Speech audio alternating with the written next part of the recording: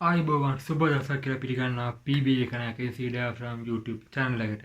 ඉතින් ඔන්න අද ඔය කට්ටියත් එක්ක මම කතා කරන්න බලාපොරොත්තු වෙන්නේ ගොනුන් පාලනය. ඉතින් ගොනුන් පාලනය කියන්නේ ඉතින් ගොඩක් කට්ටියට කරන්න අපහසු ගොඩක් කට්ටිය කරන්නේ නැති දෙයක්. ඉතින් මම මීට කලින් ගෙන ආපු කිරිගවෙන් කළමනාකරන කියන වීඩියෝ එකදී මම කට්ටියට කිව්වා ඉක්මනට මේ ගොනුන් සම්බන්ධව වීඩියෝ එකක් ගොනුන් පාලනය කරන එක සම්බන්ධ වීඩියෝ එකක් මම අරන් එනවා කියලා. ඉතින් ඒ වීඩියෝ එක තමයි අද මේ අරන් ගෙන තියෙන්නේ. ඉතින් මේකෙදි මම කට්ටියත් එක්ක කතා කරන බාරපොරොත්තු වෙන්නේ ෆාම් එකේ ඉන්න ගොන්නු වර්ග ලංකාවේ ඉන්න ගොන්නු වර්ග මොන කට්ටියද? එතකොට ඒ කට්ටියගේ ලක්ෂණ. ඉතින් ඒ කට්ටිය මොන වගේ දේවල් වලට භාවිතා කරන්නේ.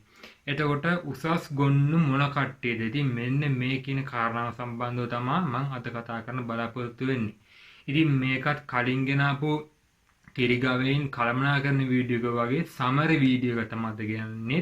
ඉතින් මේකේ ෆුල් වීඩියෝ එකක් මම අරන් එනවා. මේ වීඩියෝ දෙකේම කිරිගවෙන් කළමනාකරණය සහ මේ ගොනුන් පාලනය කියන වීඩියෝ එක. ඉතින් මේ දෙකේම ෆුල් වීඩියෝ එකක් මම අරන් එනවා. මේ සමර වීඩියෝ එකක් තමයි මේකත්. ඉතින් අපි එන වැඩි කතා නැතුව යමු මේ ගොනුන් පාලනය කියන වීඩියෝ එකේ අද කට්ටියත් එක්ක මොනවද කතා කරන්න තියෙන්නේ කියලා බලන්න. එහෙනම් දිගට මේක තුලෙන් channel එකත් එක්ක මගේ channel එක subscribe කරලා නැත්නම් දැම්ම subscribe කරලා notification all button එක click කරලා තියාගන්න. එහෙනම් මේ වීඩියෝ එක අවසන් වෙනකම් බලන්න කියලා මම මතක් කරනවා. එහෙනම් අපි යමු අද අපේ මේ වීඩියෝ එකට. හොඳයි. එතකොට මේ ගොනුන් පාලනය.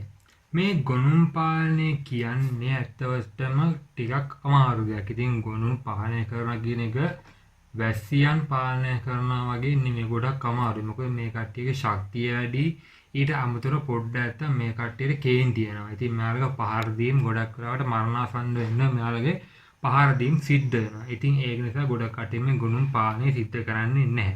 ඉතින් මේ ගොනුන් පාලනය යටතේ මම කතා කරන්නේ ලංකාවේ මේ වෙනකොට ඉන්න ගොනුන් වර්ග. එතකොට මේ ගොනුන්ගේ ලක්ෂණ මෙයාලා මොනවටද භාවිතා කරන්න කියන කාරණා සම්බන්ධව තමයි මේකෙදි මම කතා කරන්නේ.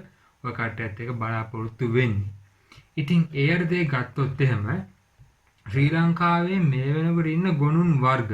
ඉතින් ලංකාව ගත්තාම ලංකාවේ මේ වෙනකොට ජර්සි, සහිවාල්, ෆ්‍රීසියන් සහ බටු. ඉතින් මෙන්න මේ ආකාමේ කොටස් හතරෙම ගොනුන් මේ වෙනකොට ලංකාවේ ඉන්නවා. ඉතින් ගොඩක් වෙලාවට ෆාම් එකක් ගත්තොත් එහෙම බිස්නස් මට්ටමින් හෝ වේවා එහෙම නැත්නම් සාමාන්‍ය කිරි අරගෙන විකුණන නිකන් මේ ජොබ් එකක් විදිහට කරන කට්ටියක් ඉන්නවනේ මේ ෆාම් එකේ. ඉතින් ෆාමින් කියන්නේ ජොබ් එකක් නෙවෙයි බිස්නස් මට්ටමින් යන එක කියනවාට ජොබ් එකක් විදිහට කරන කට්ටියක් ඉන්නවා.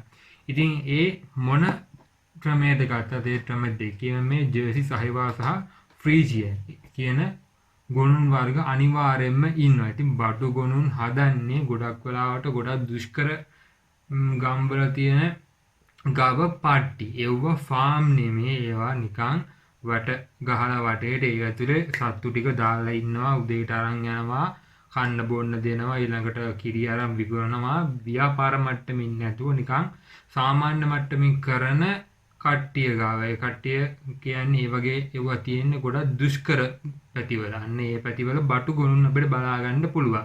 ඉතින් ඒ සත්තු ව්‍යාපාර මට්ටමින්ම සාමාන්‍ය මට්ටමින් කරන ෆාම් බලවත් නැහැ. ඉතින් එතකොට සාමාන්‍ය ගත්තොත් එහෙම පොදුවේ ජර්සි, සහිවාල් සහ ෆ්‍රීසියන්. ඉතින් මෙන්න මේ කොටස් තුනට අදාළ ගොන්නු තමයි සාමාන්‍යයෙන් ෆාම් එකක ලංකාවේ ඉන්නේ. ඉතින් ඊට පස්සේ ගත්තොත් එහෙම ලංකාවේ තව ඉන්නවා කන්ගායම් සහ කිලාරි. ඉතින් මේ වර්ග දෙක ගොඩක් වෙලාවට භාවිතා කරන්නේ බර සිලීමේ කටයුතු සඳහා. ඉතින් මේ කන්ගායම් සහ කිලාරි කියන ගොඩක් ශක්තිය වැඩි වගේම ගොඩක් ප්‍රචණ්ඩකාරී සත්තු විශේෂයක් තමයි මට දැනට හොයාගන්න පුළුවන් වුණු දේවල් එක්ක. ඉතින් කන්ගායම් සහ කිලාරි කියන සත්තු මම මේ වෙනකන් ලංකාව ඇතුලේ දැකලා නැහැ. ඒ කියන්නේ ලංකාව ඇතුලේ ඉන්නවා කියන දේ විතරයි මමත් දන්නේ. තාම ලංකාවේ මගේ ඇස් දෙකෙන් මම මේ සත්තු දෙවර්ගය දැකලා නැහැ. ඉතින් මට හොයාගන්න පුළුවන් වෙච්ච තොරතුරු ඊළඟට වීඩියෝස් වලින් මට හොයාගන්න තොරතුරු එක්ක තමයි මේකට වල ප්‍රචණ්ඩකාරී වගේම ගොඩක් ශරීර ශක්තිය වැඩි සත්තු ගොඩක් වෙලාවට බර ඉසිලීමේ කඩ සඳහා ලොකු කරත්ත ඒ වගේ දේවල් වල ඇදගෙන යන්න ඊළඟට ගොඩ ලොකු බරක් අරන් යන්න ඒ වගේ දේවල් වලට මේ කන්ගායම් සහ කිලාරි කියන සතුන් වර්ග දෙක භාවිතා කරනවා. ගොඩම ඉන්දියාවේ මේ වර්ග බහුලවම ඉන්නේ මේ කන්ගායන සහ කිලාරි වර්ග ඉන්දියාවේ බහුලවම බලා ගන්න පුළුවන්. එතකොට ගොනුන් පොදුවේ ගත්තහමත් මේ ගොනුන් ඔක්කොම ගොඩක් ශරීර ශක්තිය වැඩි. එතකොට මේ කට්ටිය ගොඩක් ගොන්නු ඉන්නවා අඟට ලනු දාන එක කරනවා වැස්සියන්ගෙත් කරනවා. ඉතින් ඒ කියන්නේ පාලනය කරගන්න අපහසු වුණාම. ඉතින් ගොනුන්ගෙන් මේ අඟට දැමීම සිද්ධ කරන පාලනය කරගන්න අපහසු වුණාම නමුත් එහෙම දාලත් පාලනය කරගන්න බැරි ගොනුන් ඕන තරම් ලංකාවේ වෙනවා. ඉතින් අපේ ෆාම් එකෙත් එහෙම ඉන්න ගොනු 4 දෙනෙක් අඟට දැම්මත් ඒ කට්ටිය පාලනය කරගන්න බෑ. හීනි ලනුව දානවා කැපෙනාම ඒ කට්ටිය නැවතී කියලා ඒ කිසිම දෙයක් කරලා අඟේ දාලා තිබ්බත් ලනු කඩන සත්තු දෙන්නෙක් ඉනවා අපි ගාවත්. ඉතින් ඒක ගොඩක් ශරීර ශක්තිය වැඩි. ඒකම ගොඩක් පොදුවේ මේ සත්තුන්ගේ බලා යන්න පුළුවන් වෙන්නේ. ඉතින් මෙයාලගේ ලක්ෂණ දාලා තියෙනවා ඊළඟට ගොඩක් මෙයාලා ශක්තිමත්. හැසිරවීම අපහසුයි. ඊළඟට මෙයාලගේ උසස් ආර්ය ගුණුන් ඉන්නවා. ඉතින් ඒ කියන්නේ ජර්සි සහ ෆ්‍රීසියන්.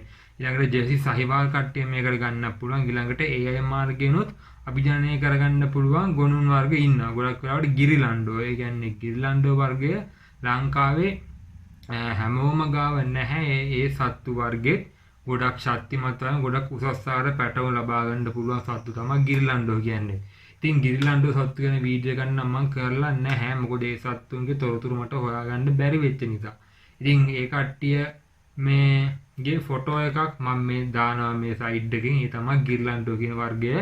ඉතින් එතකොට මේ සත්තුන්ගේ කියන්නේ ගොනුන්ගේ ගත්තාම පොදුවේ තියෙන හැකියාවන් 4ක් තමයි මේ. උසස් ආකාර පැටවුන් ගන්න පුළුවන්, හැසිරවීම අපහසුයි, ඉතාමත් ශක්තිමත් වගේම අවුවට වැස්සට ගොඩක් ඔරොත්තු දීමේ හැකියාව, ලෙඩ රෝග වලට ගොඩක් ඔරොත්තු දීමේ හැකියාව මේ සත්තුන්ගේ පොදුවේ තියෙනවා. ඉතින් ඒක තමයි මේ කට්ටියගේ පොදුවේ ලක්ෂණ විදිහට අපිට ගන්න පුළුවන් දේවල් විදිහට තියෙන්නේ. ඉතින් ඊළඟට ගොනුන්ගේ ජීවන චක්‍රය. ඉතින් සාමාන්‍යයෙන් මේක ව්‍යාපාර මට්ටමින් වගේම සාමාන්‍ය මට්ටමින් කරන ෆාම් වල තියෙන දෙයක් තමයි මෙන්න මේ ගොනුන්ගේ ජීවන චක්‍රය මම දාලා තියෙන මේක. ගොඩක් වෙලාවට මේ සත්තු ඉපදුනාට පස්සේ මේ කට්ටිය හැම ෆාම් එකකම තියාගන්නේ නැහැ. සත්තු වැඩි වුණාම මෙයාලා විකිණීම සිද්ධ කරනවා. ඊට පස්සේ මෙයාලා තරුණ කාලයට ආපුවාම මෙයාලා පට්ටි සඳහා භාවිතා කරනවා. ඉතින් මේ පට්ටි සඳහා භාවිතා කරාට පස්සේ මේ සත්තුන්ට පට්ටි දැමීමට මේ ගොනුන් භාවිතා කරන්න නොහැකි වෙන මේ කට්ටියක පසුපස පාද ශක්තිමත් නොවුනහම. ඉතින් අනිවාර්යෙන්ම පට්ටි දැමීම කරනකොට ගොනුන්ගේ පසුපස පාද ශක්තිමත් වෙන්න ඕනේ. ඊළඟට මෙයාලගේ ශිෂ්ණය ඉතින් මෙවුවා වැඩි වචන නෙවෙයි. ශිෂ්ණය ඉතින් මේක ගොයාලා මහලු වුණාම මේක හරියට ක්‍රියා කරන්නේ නැති වෙනවා මේ පට්ටි කටයුතු සිදු කරගන්න. ඉතින් ඒ වගේ දේ පට්ටි දැමීම සඳහා භාවිතා කරන්න බැරි වුණාම ගොඩක් වෙලාවට මේ ගොනුන් මස් කඩේට තමයි ගොඩක් වෙලාවට යන්නේ. ඉතින් ඒක තමයි ඇත්තම කතාව.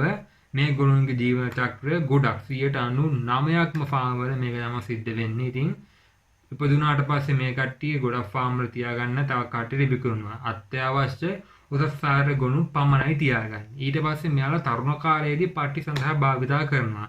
ඉතින් ගොඩක් තරුණ කාලය කියන්නේ අවුරුදු 2.5 වගේ පැන්නාම මේ සත්තු පට්ටි සඳහා භාවිතා කරන්න ගොඩක් පුළුවන් වෙනවා. ගොඩක්ම පට්ටි සඳහා භාවිතා කරන ගොනුන් ගොඩක් සාමාන්‍ය වැස්සිට වඩා උස වෙන්න ඕනේ. එතකොට තමයි මෙයාලා පට්ටි දැමීම කටයුතු සිදු කරන්න ලේසි. ඊට පස්සේ පට්ටි දැමීමට බැරි වුණාම මේ සත්තු මරණයට යනවා. කියන්නේ මේ සත්තු මරන්න දානවා. ඒක තමයි සරලම ගොනුන්ගේ ජීවන චක්‍රය. ඊළඟට මේ ගොනුන්ගේ ප්‍රයෝජන. ඉතින් අපිට මේ ගොන්නු පට්ටි සඳහා භාවිතා කරන තමයි ගොනුන් ඉන්නේ. ඉතින් එතකොට ඒකෙන් අපිට කෘත්‍රිම සිංචනය සිද්ධ කරන්න යන වියදම් අවම වෙනවා. ඉතින් අනිවාර්යයෙන්ම පළවෙනි මේ සිංචනය ස්වභාවික සිංචනයක්ම සිද්ධ කරන්න ඕන. ගොඩක් කෘත්‍රිම සිංචනය කරන්නේ නැහැ. ගොඩක් පශු වෛද්‍ය වලින් ප්‍රථම වතාවට වැස්සගේ AI කරන්න ස්වභාවික සිංචනය තමයි සිද්ධ කරන්න කියලා කියන්නේ. ඉතින් එතකොට හොඳ උසස් ආකාර ගොනෙක් ජර්සි වේවා, ජේසි සහිවාල් වේවා, ෆ්‍රීසියන් වේවා මේ වගේ සතෙක් ඉන්නකොට ඒ උසස් ආකාර පැටවුම් ලබා ගන්න පුළුවන්. ඉතින් එතකොට කෘත්‍රිම සිංචනයෙන් වියදම අවම වෙනවා. ඊළඟට අඳේට ඒ කියන්නේ ගොඩක් අඳේට කියන්නේ පට්ටි දාන්න තමයි අපිට වෙනත් පට්ටි වලට ලිපියක් අරගෙන මේ සත්තුන්ව දෙන්න පුළුවන්. ගොඩක් වෙලාවට මෙහෙම දෙනකොට හැමෝම මේ සත්තු නිකන් දෙන්නේ නැහැ. පොඩි ගානක් හෝ යම්කිසි දෙයක් අරගන්නවා. ගොඩක් වෙලාවට ෆාම් එකකින් මේ සතෙක් කඳේට දෙනකොට සාමාන්‍ය මේ පැතිවල නම් ඉතින් මේ බොන්න දෙයක් තමයි අරගන්නේ. ඉතින් ඒ වගේ එහෙම නැත්තම් සල්ලි ගන්න පුළුවන් ඒ වගේ මොකක් හරි දෙයක් අරගෙන මේ සත්තුන්ව දෙන්න පුළුවන්. ගොඩක් කලාවට මුදල් වලට තමයි මේ සත්තුන්ව දෙන්නේ. සාමාන්‍යයෙන් ඒක කරන්නේ අරන් ගිහිල්ලා කොච්චර කාලයකටද කියලා අහලා ඊට පස්සේ ඒකට සාමාන්‍ය පොඩි ගාණක් මහා ගාණක් නෙමෙයි පොඩි ගාණක් අය කරගන්නවා. ඊළඟට මේ සත්තුන්ගේ ගම පොහොර අරගන්න පුළුවන්. ගොඩක් වෙලාවට මාත් දැකලා තියෙනවා සමහරක් ෆාම් වල තියෙනවා මේ තරුණ කාලේ මේ ගොන්නු එකතැන මේ ගොන්නුන්ගේ ශරීර බර වැඩි නිසා ගොඩක් ගොමු පොහොර බිම එකතු වෙලා තියෙනවා කැඩි කැඩි එකතු වෙනවා. ඉතින් එතකොට ගොඩක් ගොමු පොහොර ටට්ටක් ගාලා කිටි කාලයක් ඇතුළත එකතු කරගන්න පුළුවන්. ඉතින් ඒ වගේ දේවල් වලට ගොමු පොහොර ලබා ගන්න මේ සත්තු භාවිතා කරනවා. ඊළඟට අනෙකුත් ගුණාත්මක වැස්සියන් සමග මිශ්‍ර කර උසස් ආහාර පැටවු ලබාගත හැකි වීම. ගොඩක් වෙලාවට මෙන්න මේ කාරණාව තමයි ගොනෙක් ඉන්නවා නම් පළවෙනි කාරණාව සහ හතරවෙනි කාරණාව තමයි ගොඩක් අත්‍යවශ්‍ය වෙන්නේ. AI සඳහා කරන්න යන වියදම් වෙනකොට ඒකෙන් අපිට ඒ සල්ලි ඉතුරු වෙනවා. ඒක තමයි උසස් ආහාර පැටවුන් එක දිගට අපිට ලබා ගන්න පුළුවන්. සාමාන්‍යයෙන් ඉතින් ෆාම් එකක් කරනකොට අවම වශයෙන් ගොන්නු 3 දෙනෙක්වත් ඉන්නවා. ඉතින් අපේ කියන ගොන්නු 10 දෙනෙකුට ආසන්න ප්‍රමාණයක් ඉන්නවා. අපේ සත්තු ප්‍රමාණය වැඩි නිසා. ඉතින් එතකොට අපිට අපි AI කරේ කීප වතාවේ ඉතින් ඊට පස්සේ හොඳ ගොනුන් අපේ ගාව අපේ ගවගාල් අපේ ෆාම් එකේ හැදුන නිසා ඉතින් අපි ඊට පස්සේ AI වලට යන වියදම අපිට සම්පූර්ණයෙන්ම නැති වුණා. ඉතින් එතකොට අපිට ඒක එතන යන වියදම් වල ඒ මුදල් ඉතිරි කරගන්න පුළුවන් හැකියාවක් තියෙනවා. ඉතින් ඒ දේවල් සම්බන්ධව තමයි මේ වාසි විදිහට මේක දක්වන්න පුළුවන්. ගොනුන්ගේ ප්‍රයෝජනවල වාසි විදිහට අපි දක්වන්න පුළුවන් මේ AI සඳහා යන වියදම වෙනවා. ඊළඟට හොඳ උසස් ආහාර ගොනුන් මේ සමාවෙන්න පැටවුන් ලබා ගන්න පුළුවන්. ඉතින් මෙන්න මේ කාරණාවන් තමයි මේ ගොනුන් පාලනය. ඉතින් මේකද තව දෙන ගොනුන් හැසිරීම කියලා වෙනම කොටසක් තියෙනවා. ඒ කියන්නේ මේ සත්තුන්ට දාන්න ඕන ලනු වර්ග මොනවද? ඉතින් මේ සත්තු කොහොමද මේ සත්තුන්ගේ ආහාර පාන ඊළඟට මෙයාලා ගාල කරනකොට මෙයාලා ගාල කරන්න ඕන වෙනම නෙමෙයි. ඉතින් මේ කට්ටිය ගන්න ඕන වැස්සියන් සහ අනෙකුත් සතුන් එක්ක. ඉතින් ඒ වගේ දේවල් මෙයාලා පාලනය කරගන්න හැටි මෙයාලා දාන ලනු ඉතින් මෙයාලා කොහොමද මෙයාලගේ වෙනස් වීම අඳුරගන්නේ? ඉතින් මෙන්න මේ කාරණා සම්බන්ධවත් තියෙනවා. ඉතින් ඒවත් මම ඉදිරියට ෆුල් වීඩියෝ එකකින් අරන් එනවා. ඉතින් ඒ වීඩියෝ එක මම කලින් කිව්වා වගේ කීගාවෙන් කළමනාකරන කියන වීඩියෝ එක වගේ ගොඩක් ලොකු වීඩියෝ එකක්. සාමාන්‍ය ආසනවශ විනාඩි 45ක් 60ක් ඒ වගේ කාලයක් වෙන්න පුළුවන්. ඉතින් මොකද සම්පූර්ණ මේ දේවල් ගැන මම නිරවුල්ව පැහැදිලිව කරුණු දක්වන හින්දා. ඉතින් අද වීඩියෝ එකේ මට කතා කරන්න තියෙන්නේ මෙන්න මේ කාරණාව. ඉතින් ගොනුන් පාලනය කියන එක මට කතා කරන්නේ මේ ගොනුන් පාලනය සම්බන්ධව කතා කරන්න යද්දි මට මෙතනදී කතා කරන්න අවශ්‍ය වුණේ මෙන්න මේ කාරණාව. ගොනුන් සාමාන්‍ය ෆාම් එකේ ඉන්න ඕන මොන ගොනුන්ද දෙලේලක ප්‍රයෝජන යාලගේ ලක්ෂණ සහ එයාලගේ ජීවන රටාව කොහොමද යන්නේ සහ මේ කට්ටිය ගැන තව දැනගන්න තියෙන මොනවද. ඉතින් මෙන්න මේ කාරණා සම්බන්ධව තමයි මට අද වීඩියෝ කට්ටියත් එක්ක කතා කරන්න තිබ්බේ. ඉතින් අද වීඩියෝ එකත් එකතු වුණාට ඔයකට ගොඩක් ස්තුතියි. ඔයාලට අවශ්‍ය කරන මොකක් හරි දෙයක් තියෙනවා නම් මගේ WhatsApp එකට මැසේජ් එකක් දාන්න පුළුවන්. පල්ලෙහා description එකේ වගේම මගේ channel එක about එකට ගිහිලා වගේම channel banner එකෙත් ඔය කට්ටිය බලා ගන්න පුළුවන්. මගේ WhatsApp number එක 074 0629 816 කියන නම්බර් එක තමයි මගේ WhatsApp එක තියෙන්නේ. ඉතින් ඔය කට්ටියට ඕනෑම වෙලාවක ඕනෑම ගැටලුවක් ඒකට ඔයාලට මැසේජ් එකක් දාලා ඔයාලට දැනගන්න පුළුවන්. ඉතින් calls නම් answer කරන්න මේ වෙනකොට හැකියාවක් නැහැ. ඉතින් ගොඩක් වෙලාවම ෆෝන් එක ෆාම් එකේ තියලා තමයි යන්නේ. ඉතින් යන හැමතැනම ෆෝන් එක අරන් යන්නේ නැහැ. අත්‍යවශ්‍ය දෙයක් තියෙනවා මැසේජ් එකක් දාන්න මම අනිවාර්යෙන්ම ඒකට පිළිතුරු ලබා දෙනවා.